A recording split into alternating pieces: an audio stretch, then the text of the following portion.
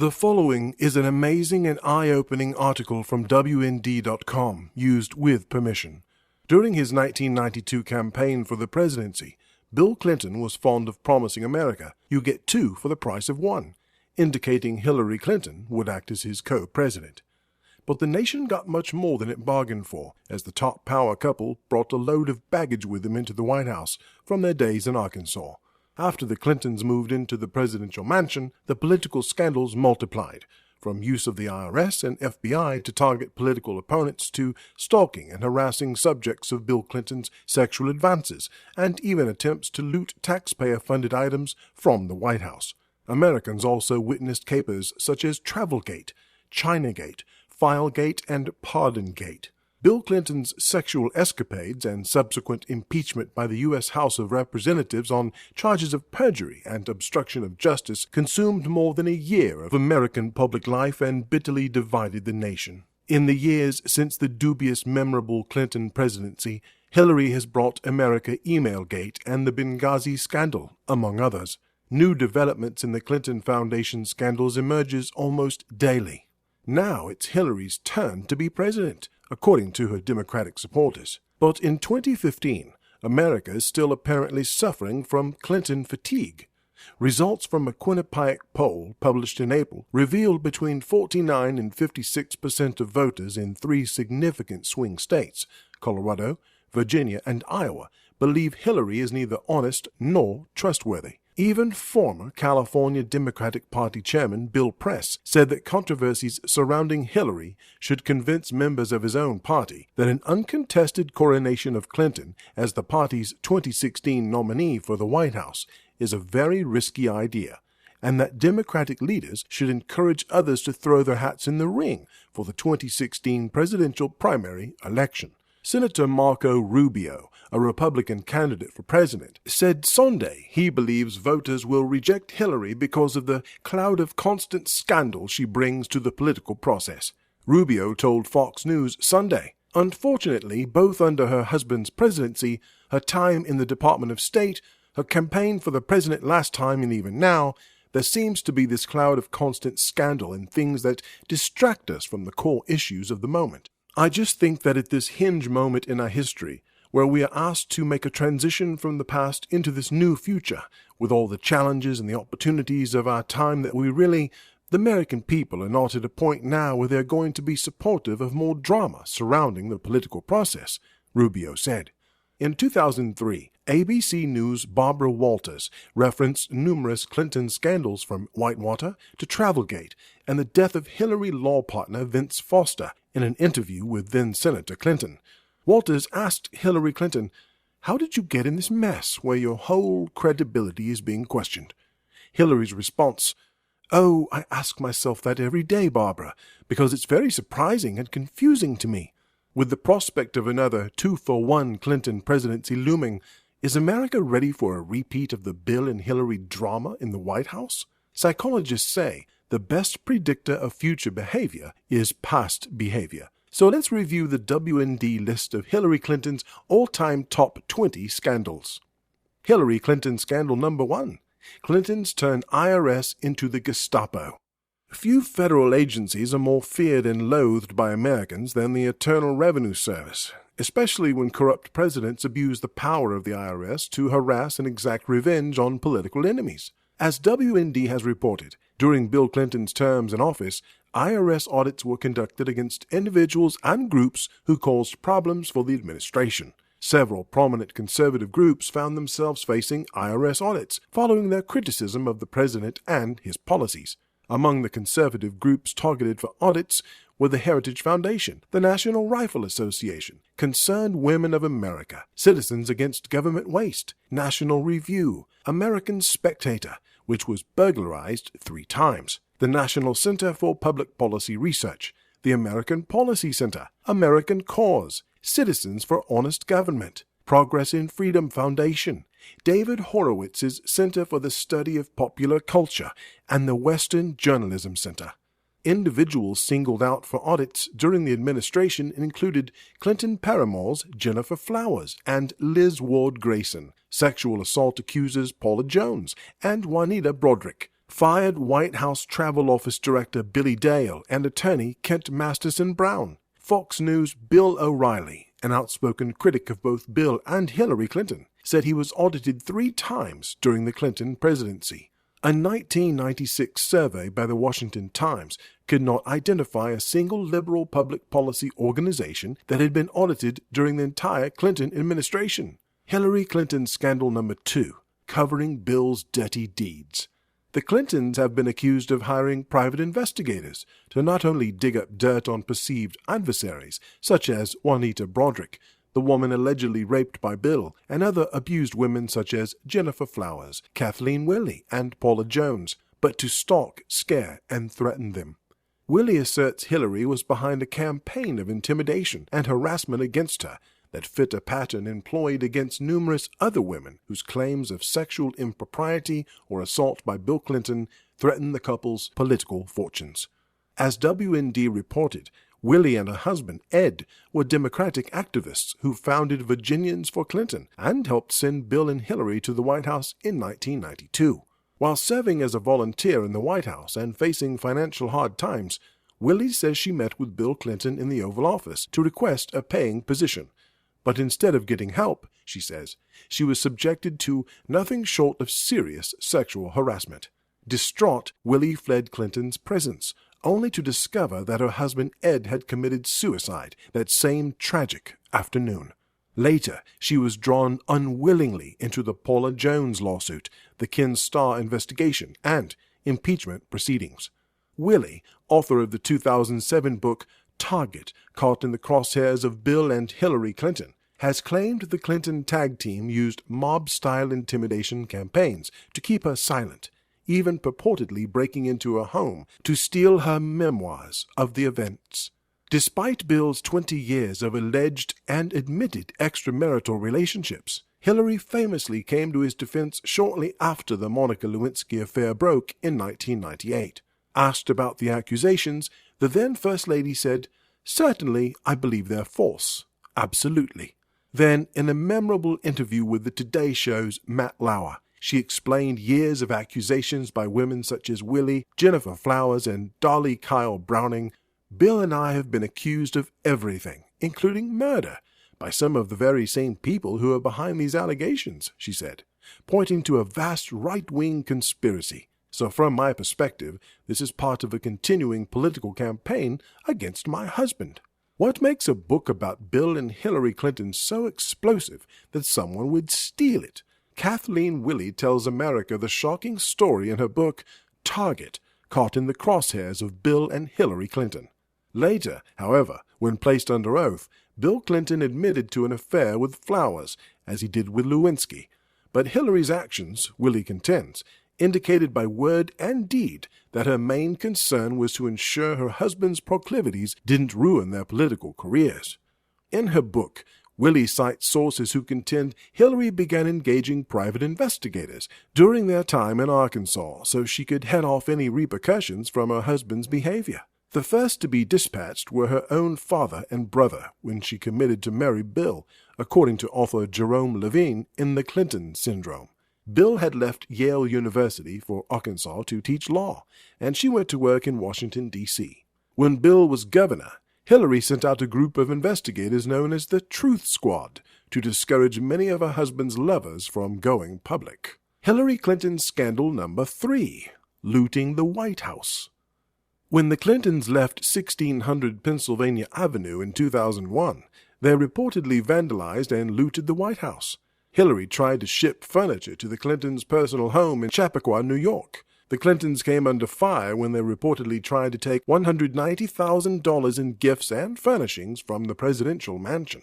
Additionally, the General Accounting Office, an investigative arm of Congress, reported that damage, theft, vandalism, and pranks did occur in the White House complex during the presidential transition from Bill Clinton to George Bush, including the theft of a presidential seal. According to the General Accounting Office, the cost of the White House vandalism reached about $14,000 and included $4,850 to replace computer keyboards with damaged or missing W keys. The agency said some of the destruction was intentional, including glue smeared on desks, broken furniture, offices full of trash, and graffiti in a men's restroom stall that disparaged Bush. There were also missing doorknobs, medallions, and office signs. During their time in the White House, the Clintons also reportedly auctioned off and sold taxpayer-financed government goods and services in exchange for political campaign contributions and personal profit. Among the items sold by the Clintons, which Judicial Watch uncovered in various lawsuits and the media and Congress in their investigations, were 1. Seats on overseas trade missions, 2. Export licenses for high-technology sales to Communist China and elsewhere, 3. Commissionerships and judgeships, 4. Rides on Air Force One, 5. Overnight stays in the White House's Lincoln bedroom, 6. Graves at Arlington Cemetery, 7. Meetings with key Clinton-Gore administration leaders and other favors. The Clintons' $1.7 million home in Chappaqua, New York, where they attempted to send White House furniture and other items as Clinton left office. Hillary Clinton scandal number 4. Filegate, FBI files on GOP enemies. The Clinton duo was involved in a scandal known as Filegate, in which they illegally obtained FBI files on perceived adversaries, most of whom served in previous Republican administrations. In an effort to discredit the women who charged President Clinton with sexual misconduct, personal files and papers were illegally obtained and released. The courts found, under the Privacy Act, that the privacy of Linda Tripp and Kathleen Willey had been violated, a Judicial Watch report said, citing just a few of more than 900 relevant files. Judicial Watch said Hillary had been linked directly to the center of the controversy. The scandal was first detected by the House Government Reform and Oversight Committee, which investigated the Clintons' Travelgate caper.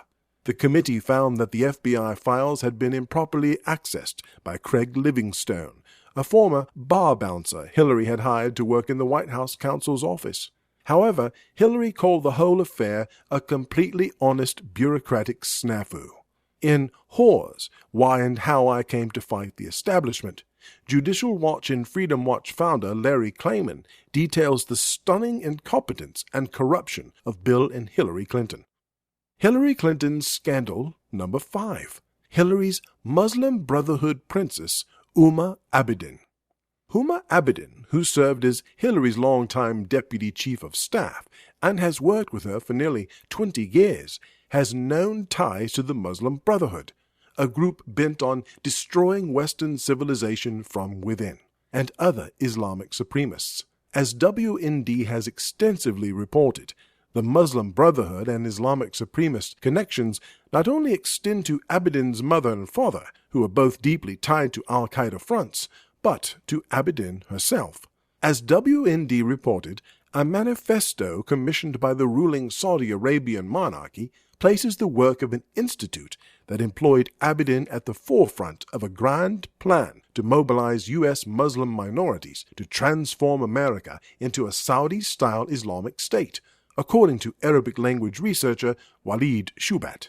Abedin was an assistant editor for a dozen years for the Journal of Muslim Minority Affairs for the Institute for Muslim Minority Affairs. The institute, founded by her late father and currently directed by her mother, is backed by the Muslim World League, an Islamic organization in the Saudi holy city of Mecca that was founded by Muslim Brotherhood leaders. The 2002 Saudi Manifesto shows that Muslim Minority Affairs, the mobilizing of Muslim communities in the U.S. to spread Islam instead of assimilating into the population, is a key strategy in an ongoing effort to establish Islamic rule in America and a global Sharia, or Islamic law, in our modern times.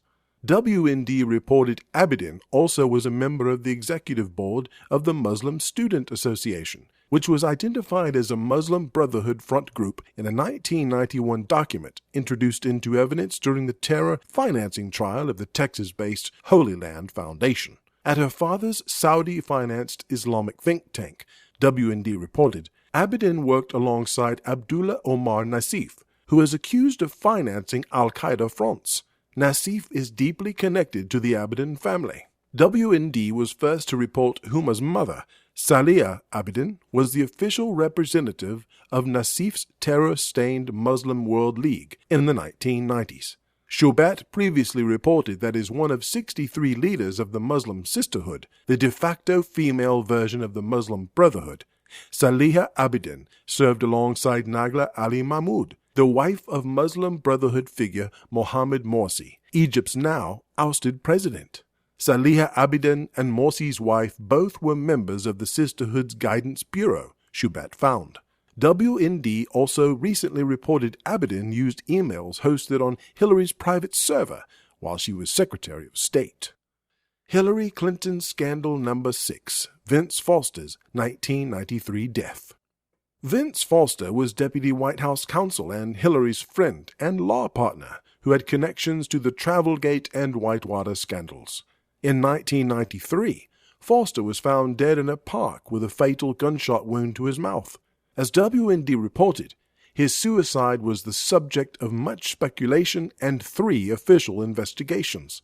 Investigations by the U.S. Park Police, the Department of Justice, the FBI, Congress, independent counsel Robert B. Fisk, and independent counsel Kenneth Starr concluded Foster's death was a suicide. However, as WND reported in 2003, one of Starr's key investigators challenged the official line, insisting the probe's result was predetermined. Only a few plotters were required to engineer the result. The crime scene was altered, and that major newspaper editors killed stories by reporters pursuing the truth. The Washington Post reported that federal investigators were not allowed to enter Foster's office after his death, but White House aides entered Foster's office shortly after his death, giving rise to speculation that files were removed from his office. In his 2005 book, The Truth About Hillary, What She Knew, When She Knew It, and How Far She'll Go to Become President, Edward Klein wrote of Hillary's involvement in the effort to remove Foster's files. The night of Foster's death, Hillary launched one of the most shameful and illegal cover-ups of her entire career. She sent 2 of her most trusted White House loyalists, Maggie Williams, the First Lady's Chief of Staff, and Patsy Thomason, who was in charge of White House administration, into Foster's office to retrieve embarrassing and incriminating documents related to Whitewater and Hillary's other personal affairs. While White House counsel Bernard Nussbaum barred investigators from entering Foster's office, Maggie Williams, Patsy Thomason, and Craig Livingston, Hillary's director of White House security, removed armloads of files and loose-leaf binders. In addition, a White House staffer allegedly tampered with the titles of several memos and removed the First Lady's initials in an effort to erase her role in improper behavior. Hillary Clinton Scandal Number 7, Emailgate. She should go to prison for this one. On March 2015, WND reported Hillary kept all her official correspondence as Secretary of State, as well as her personal emails, on a private email server located at her home, instead of using the government-mandated process while serving in the high-appointed position. Her email system was unsecured for months while she used it for government business, and she did not sign a standard agreement when she left office, promised she had left government property behind. The Hill reported Hillary did not encrypt her private email service with a digital certificate for the first 3 months of her tenure as Secretary of State. That was while she was traveling to China, Egypt, Israel, Japan, and South Korea.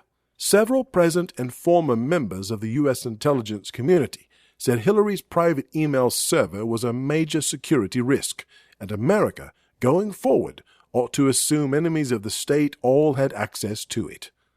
The name Clinton right on the email handle meant this was not a difficult find, said John Schindler, a former National Security Agency counterintelligence officer, Investors Business Daily reported. With Hillary making another run for president, don't get caught up in the lies and spin. In Hillary Unhinged, in her own words, find out who the true Hillary is with this raw and humorous collection of quotes that pitilessly underscores her hypocrisy. In April, J. Michael Waller, a longtime consultant to government entities ranging from the Secretary of Defense to the U.S. Senate to the U.S. Marine Corps war-fighting laboratory, told WND the Russians hack into the U.S. government, and so does any foreign intelligence worth its salt, most likely through Hillary's private server. Waller said Hillary deserves prison time for insisting on an email system that clearly left the nation vulnerable to attack. This is the national security equivalent of drunken driving, he said. She should go to prison for this. When you drink and drive, you know in advance that you're putting other people in danger. Yet you think because you're so smart or so clever or just don't care that nothing's going to happen, and then something does. So it's your fault. This is precisely what she did on the national security sphere. Hillary gave 55,000 emails from her private email account to the State Department in December. On March 10th, Clinton announced she had deleted 30,000 emails she considered personal. She was warned by Congress way back in 2012 against using a private email account for government business. And her response? Silence. Hillary Clinton scandal number 8. CHINAGATE, sale of high-tech secrets. CHINAGATE, documented by Judicial Watch, was uncovered by Judicial Watch founder Larry Klayman. Technology companies allegedly made donations of millions of dollars to various Democratic Party entities, including President Bill Clinton's 1996 re-election campaign, in return for permission to sell high-tech secrets to China. Bernard Schwartz and his Loral Space and Communication Limited later allegedly helped China to identify the cause of a rocket failure, thereby advancing China's missile program and threatening U.S. national security, according to records. In a 2013 column titled "Proof Hillary Isn't Fit to be President," Klayman wrote, "Not to be outdone by her prior scandals, Hillary masterminded a scheme whereby the Clinton-Gore presidential campaign of 1996 took bribes from communist Chinese banks and their government to bankroll the president's and the Democratic Party's re-election efforts when it appeared, due to their low standing in the polls, that all the stops needed to be pulled out. It was the lawsuit that I brought against Secretary of Commerce Ron Brown, where at Hillary's instructions, he literally sold seats on department trade missions to China and elsewhere, which principally uncovered this.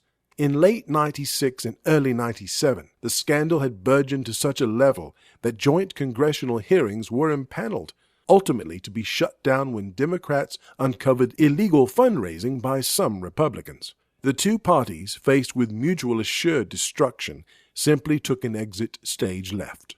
However, I soldiered on with my lawsuit, and while I uncovered a lot about Bonnie and Clyde and their Chinese friends, this scandal ultimately took backseat to the Monica Lewinsky scandal, since the media preferred sex to foreign espionage and graft. Hillary and Bill were ironically saved by Monica, who became the lightning rod, drawing attention away to what at the time was perhaps the biggest scandal, CHINAGATE, in American history. Hillary Clinton scandal number 9. Travelgate. Always room for friends.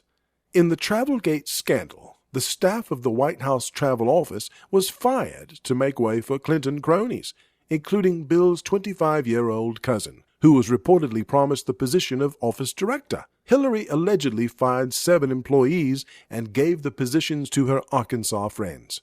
According to the Washington Post, there was an effort to award a White House airline contract to a Clinton friend. Also, Hillary reportedly had the FBI investigate the former head of the travel office, Billy Dale, who was fired without notice and removed from White House grounds. Dale was charged with embezzlement, but found not guilty of the crime in 1995. He was later audited by the IRS. Hillary Clinton scandal number 10. Whitewater, jail for friends, but not for the Clintons.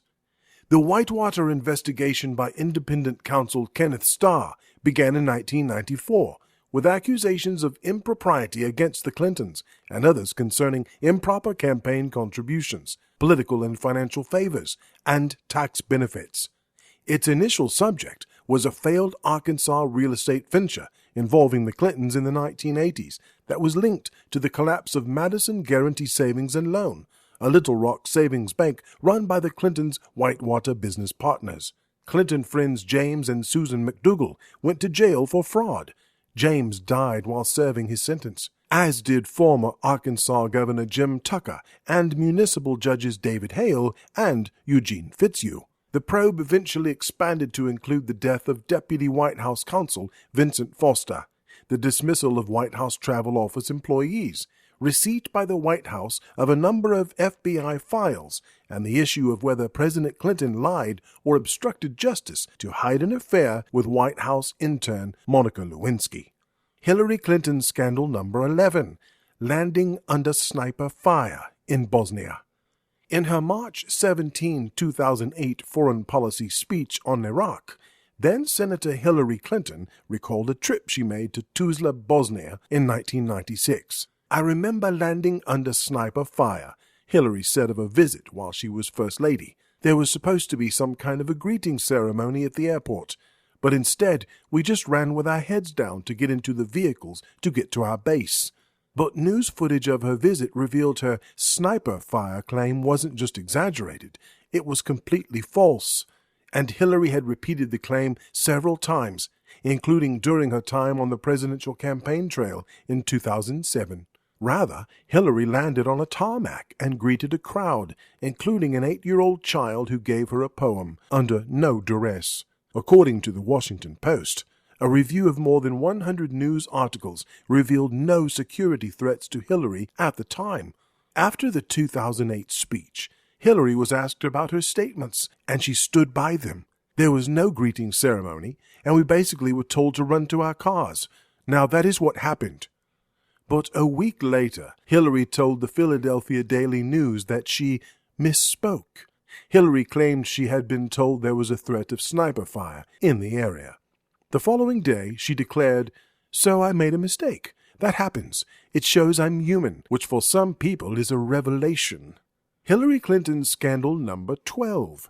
Hillary's missing law firm billing records. In 1994, federal investigators subpoenaed Hillary's billing records from her days as a partner in the Rose law firm during the Watergate scandal. The White House said it didn't have the 115 pages of files. While Hillary claimed she had a minor role in the affair, the Washington Examiner reported that when the records mysteriously turned up in the White House in 1996, they showed she met repeatedly with key figures in the scandal. Hillary Clinton scandal number 13. Pardongate, Hillary Senate contributions. Before Bill Clinton left the White House in 2001, he granted numerous controversial pardons, including to convicted tax evader Mark Rich, whose wife made significant contributions to Hillary's 2000 Senate campaign and the Clinton Presidential Library. The Associated Press reported that Rich had been indicted by a U.S. federal grand jury on more than 50 counts of fraud, racketeering, trading with Iran during the U.S. Embassy hostage crisis, and evading more than $48 million in income taxes, crimes that could have earned him more than 300 years in prison. Rich fled to Switzerland in 1983 after his indictment and remained on the FBI's most wanted list until President Clinton pardoned him. Also, Hillary's brothers, Tony and Hugh Rodham, reportedly received large amounts of money from people who were pardoned by Bill Clinton. Hillary said she and Bill were unaware of the scheme. Accuracy in Media reported Hugh Rodham, Hillary's brother, was taking money and promising access to help get pardons. Two such high-profile cases were those of drug kingpin Carlos Vignali and convicted swindler Glen Braswell. Rodham received hundreds of thousands of dollars from each, and they were both granted pardons. Rodham was quoted as telling a top White House aide that the pardon for Vignali was very important to Hillary. Hillary Clinton's scandal number 14. Hillary's cash cows and 9,987% profit? In March 1994, it was revealed that Hillary, with no previous experience, had made massive profits from cattle futures trading between 78 and 79, when Bill Clinton's salary as Arkansas Attorney General had been modest. She reportedly made $99,537 in profit on a $1,000 investment, a 9,987% profit in just 9 months, because of a highly placed connection at Tyson Foods, which was the largest employer in Arkansas and a big Clinton donor. The New York Times reported, during Mr. Clinton's tenure as governor, Tyson benefited from several state decisions, including favorable environmental rulings, $9 million in state loans, and the placement of company executives on important state boards. The commodities trades were the most successful investment the Clintons ever made. The nearly $100,000 profit enabled them to buy a house, invest in securities and real estate, and provide a nest egg for their daughter, Chelsea. Hillary Clinton's scandal number 15. Clinton body count. You find dead people. The Clinton body count, first published in WND and later circulated by Linda Tripp to Monica Lewinsky, is a collection of names of people associated with Clinton administration scandals who have died mysterious and often violent deaths. Reporter David Bresnahan broke the story of the list during the summer of 1997 while researching his book, Cover Up: The Art and Science of Political Deception. I started looking into all the various deaths of people that were involved in various Clinton scandals, Bresnahan said. I started to investigate the entire picture instead of just one focused event. Nobody out there was putting it all together, he said.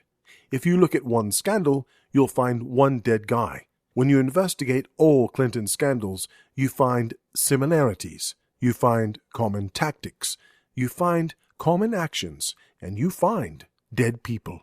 The list was not just a source of terror among sworn enemies of the administration. It was an even greater terror for those close to Clinton, for those closest, it appeared, died younger and more inexplicably than those on the outside looking in. In his research, Bresnahan came up with more than one list. Not only did I find a list of dead people, but I also found that there are over 100 people who have refused to testify, he said at the time. There is also a list of people who have gone to jail. There are 45 people who have gone to jail, some of them White House staff, cabinet members, as well as people from the Justice Department. So many of those lists developed when I started to pursue the big picture. Hillary Clinton's scandal number 16. Hillary's radical pal, Saul Alinsky. As WND has reported, the exact nature and extent of Hillary's relationship with radical community organizer Saul Alinsky has long been the subject of speculation and intrigue. The interest has been largely fueled by her suppressed and later released 92-page senior thesis for Wellesley College, offering an extensive, largely positive critique of Alinsky and his work. WND recently found that long after Alinsky's death in June of '72, a group Clinton co-chaired maintained a working relationship with Alinsky's main community organizing outfit, the Industrial Areas Foundation, or IAF. The partnership extended into the 90s and yielded influence over the education policy of the Clinton presidency. Dick Morris, a former top political advisor to Bill Clinton, both as governor of Arkansas and as president, noted to WND that education reform is the key issue Hillary Clinton used to propel herself independently to the forefront of Arkansas politics during Bill's governorship. The revelation of how closely linked her efforts were back in the 80s, and have been since, to an Alinsky radical front group is deeply disturbing and expands our understanding of Hillary's fundamental radicalism and commitment to the new left of Saul Alinsky, Morris said.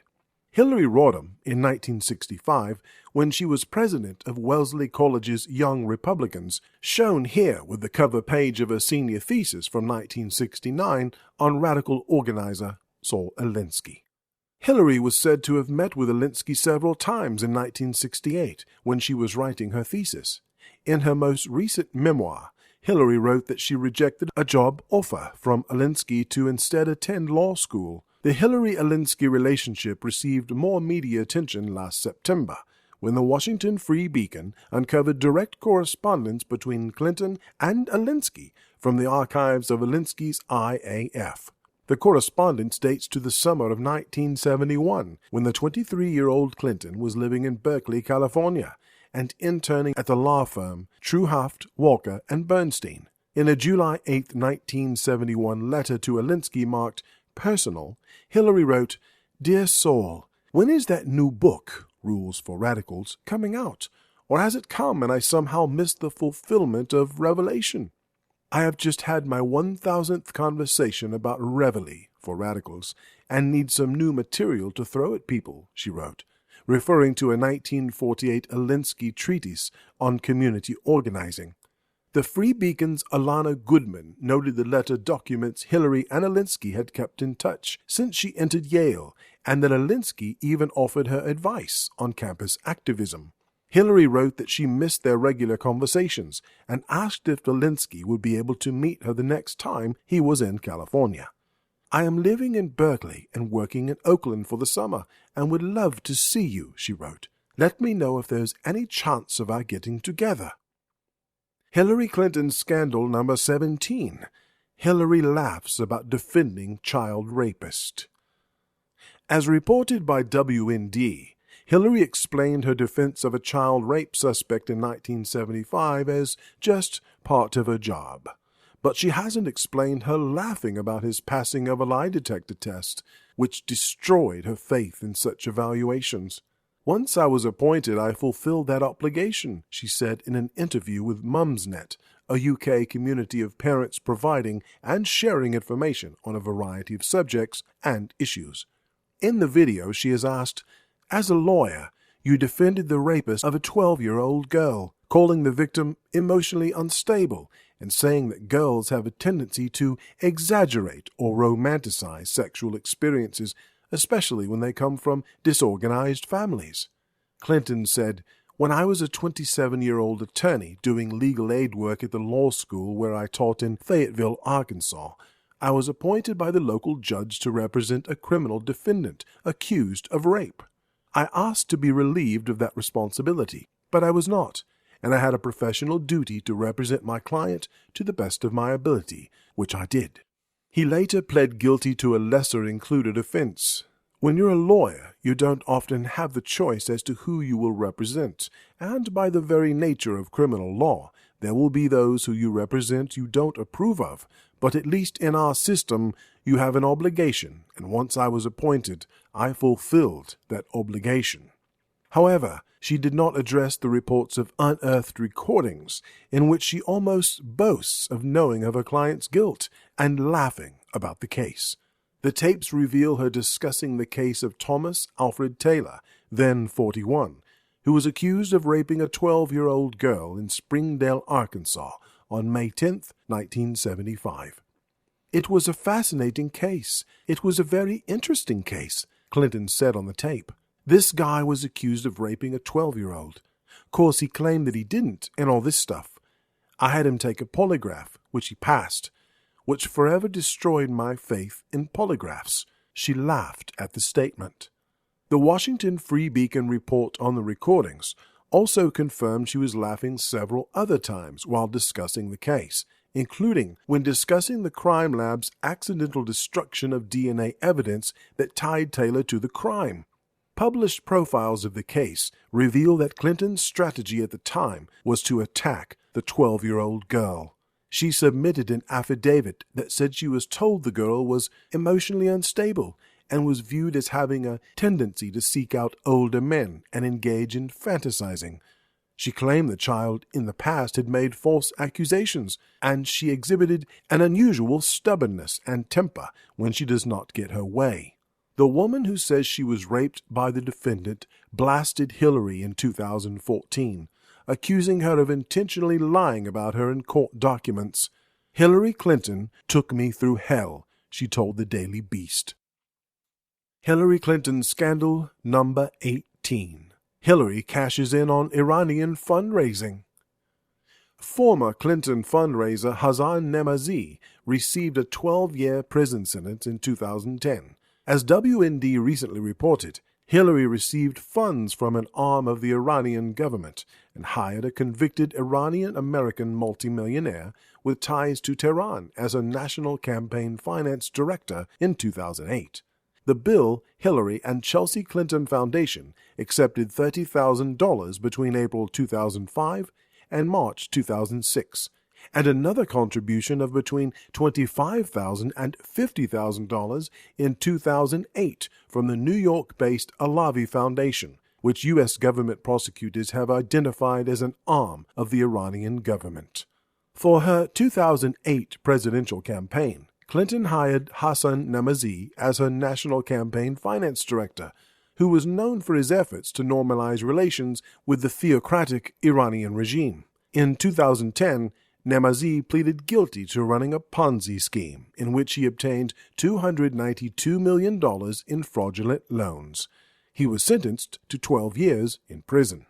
In his explosive bestseller, Clinton Cash, Peter Schweitzer follows the Clinton money trail, revealing the connection between their personal fortune, their close personal friends, the Clinton Foundation, foreign nations, and some of the highest ranks of government. Rachel Ehrenfeld, director of the American Center for Democracy, spelled out the problem with the Clinton Foundation receiving funds from the Alavi Foundation in a January 5, 2009 article published by Forbes. Alavi's contribution in 2008 to Clinton came just 2 days after the Treasury Department also designated Alavi's partner, the New York-based ASA Corporation, as a terrorist entity, and the New York Southern District's attorney seized and forfeited its assets, Ehrenfeld wrote. Hillary Clinton scandal number 19, the Clinton Foundation. Scandals keep coming.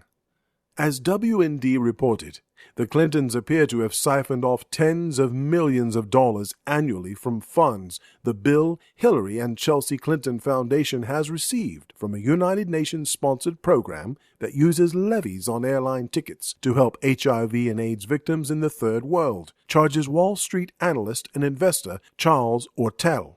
The Clinton Foundation also reportedly distributed useless drugs to AIDS patients in Third World countries.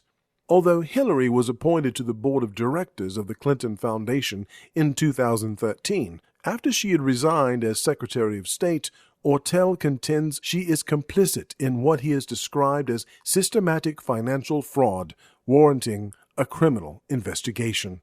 After months of tedious investigation, Ortel has concluded the foundation has filed financial and tax forms that were materially misleading, incomplete, and in error, with the goal of enriching the Clintons and their close associates.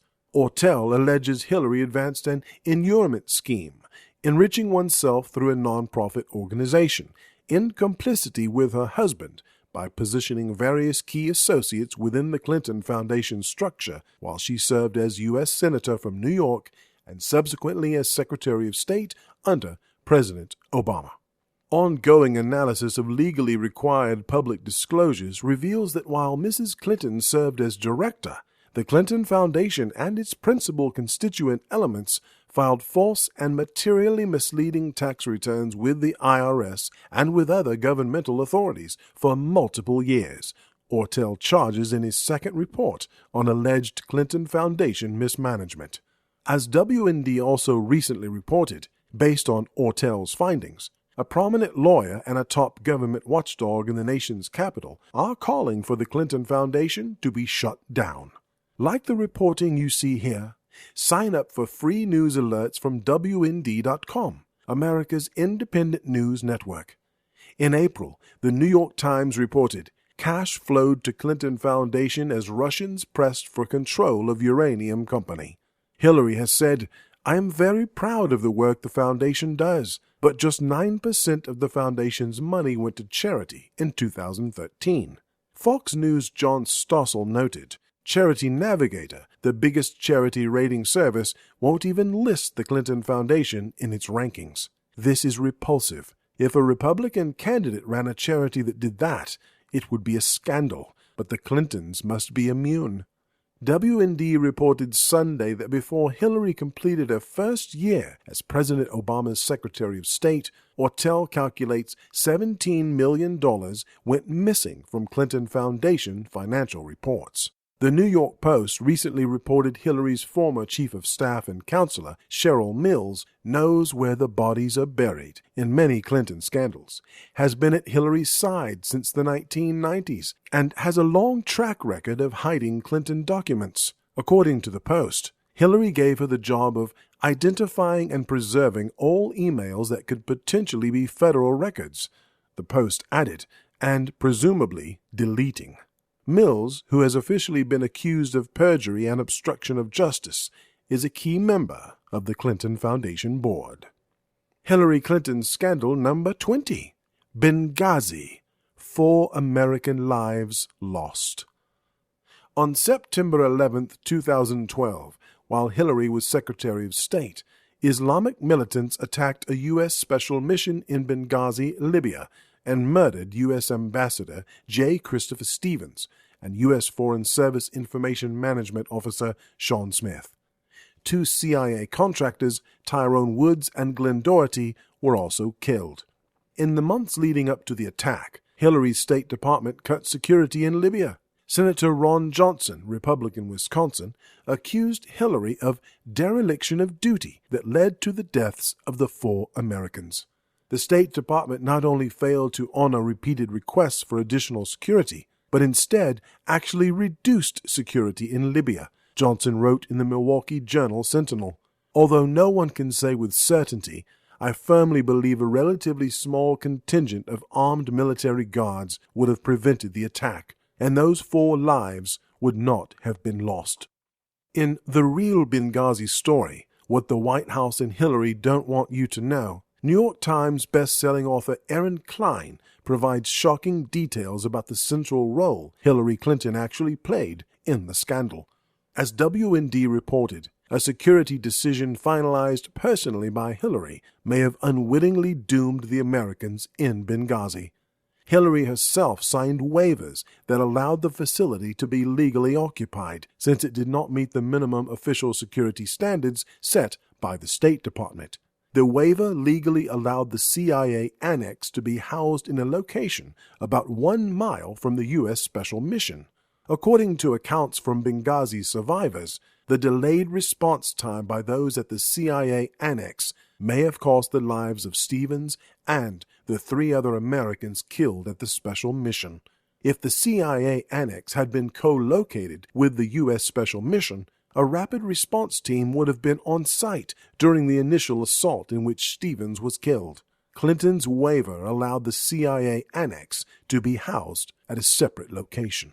As WND also reported, State Department emails show Clinton knew while the attack was underway that it was being carried out by terrorists. Judicial Watch has obtained previously classified documents from the U.S. Department of Defense and the Department of State, revealing that DOD almost immediately reported that the attack on the U.S. consulate in Benghazi, Libya, was planned and carried out by Al-Qaeda and Muslim Brotherhood-linked terrorists. A federal court ordered the government hand over more than 100 pages of previously secret documents that showed then-Secretary of State Hillary Clinton and other senior Obama officials were given reports within hours of the September 11, 2012 attack. In those memos, the DOD described details of a plan 10 days in advance to kill as many Americans as possible. Nonetheless, Hillary falsely blamed it on rage and violence over an awful internet video when she spoke at a ceremony at Andrews Air Force Base on September 14, 2012, as the remains of the 4 Americans were returned to the U.S. To this day, Representative Trey Gowdy, Republican, South Carolina, says the State Department has failed to comply with requests for information about Benghazi. Hillary Clinton's scandal number 21. Peter Franklin Paul, another Hillary friend, goes to prison. As WND reported, Hillary was named in a lawsuit brought by Peter Franklin Paul for allegedly directing to her 2000 Senate campaign an illegal in-kind contribution from Paul that included a fundraiser at the exclusive Spargo restaurant in Beverly Hills, a tea hosted at the Beverly Hills home of socialite Cynthia Gershman, and a lavish A-list $1 million-plus Hollywood gala honoring Bill Clinton. At the trial of Clinton's finance director for the 2000 senatorial campaign, David Rosen, the government told the jury Paul personally gave more than $1.2 million to produce the events. Paul, a former business partner of Spider-Man creator Stan Lee, who sued Bill for fraud and accused Hillary of hiding nearly $2 million in Senate campaign donations, alleged they sabotaged the media company he formed with Lee to get out of a $17 million agreement made with Bill Clinton to serve as an international promoter for the company after he left the White House. Paul was indicted in June 2001 for manipulating the price of the stock in his company, Stan Lee Media, as it was collapsing. A judge determined Paul didn't profit from the attempt to save his company, but he accepted a plea bargain and served 3 years in prison. WND reported in 2012 that Paul charged Attorney General Eric Holder and his Justice Department obstructed justice by reneging on a sentencing agreement. Hillary is carrying out her promise to finally destroy my family, to punish me for exposing the corruption that elected her to the Senate, Paul told WND at the time. The Clintons were effusive in their praise of Paul until just days after an August 2000 Hollywood gala, when the Washington Post reported Paul's 1970s criminal convictions in a story that accused the senator of being soft on crime. Clinton continued, however, to quietly solicit money from Paul and sent him letters expressing friendship. Paul has extensive video corroborating his contention that he and Hillary spent hours together and sat next to each other at the fundraising events. Hillary Clinton scandal number 22. Watergate. Fired for being a liar. Hillary actually played a role in the Watergate saga, and her actions as a young attorney may have set the tone for her career. The 27-year-old Clinton was fired from the staff of the House Judiciary Committee investigating the Watergate scandal in 1974. She was fired by her supervisor, lifelong Democrat Jerry Zeifman, who called her a liar and much worse. She was an unethical, dishonest lawyer, he said. She conspired to violate the Constitution, the rules of the House, the rules of the committee, and the rules of confidentiality. Zeifman also refused to give Clinton a letter of recommendation, making her one of only 3 employees he snubbed during his 17-year career. Hillary Clinton bonus scandal number 23, Giftgate. Hillary Clinton blasted former Bill Clinton advisor Dick Morris when he alleged in a New York Post article that the former First Lady hadn't disclosed 3 or 4 pricey handbags from designer Judith Lieber worth more than $3,000 each, 5 dresses received from the King of Morocco, one of which Hillary was seen wearing, a gold bracelet Chelsea Clinton accepted in India, and other gifts Hillary was given during the Clinton administration. Morris wrote, Hillary Clinton got many expensive and personal gifts during her 8 years as First Lady and never disclosed them. A Clinton aide acknowledged the handbags were given to Hillary, but he said one was received before the inauguration. Another was listed on a 1994 disclosure form, and others were turned over to the National Archives. He said 4 dresses were returned to the king, and Hillary gave the 5th dress to the National Archives after she wore it. The aide claimed the bracelet was also sent to the National Archives. So there you have it, the WND list of Hillary's all-time biggest 22 scandals, plus a bonus, scandal number 23. Perhaps you can add a few of your own.